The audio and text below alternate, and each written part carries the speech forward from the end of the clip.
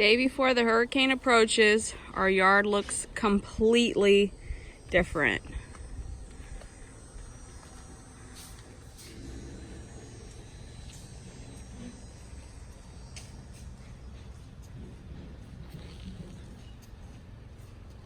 Mom, loving life right now. Let's get a close-up of that face. Anger is real. Dad, I don't know what he's doing. We need to cut this tree back here.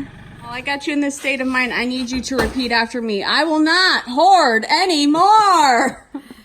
I will lessen my hoard a whole lot. Look at the sweat dripping all over her body. As you can see, we have gotten rid of everything outside as much as we can in preparation for Hurricane Dorian.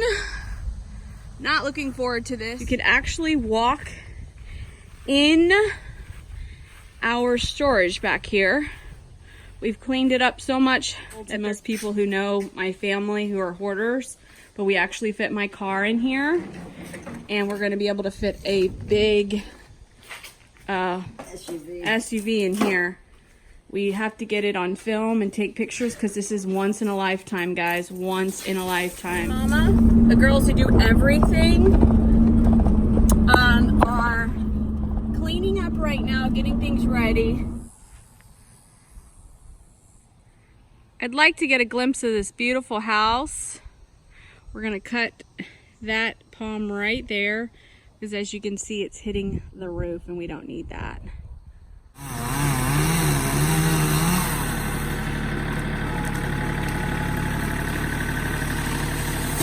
Whoa, timber! It gone.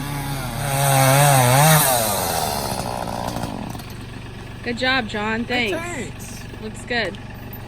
Thank you, baby. Echo. He got it. He done.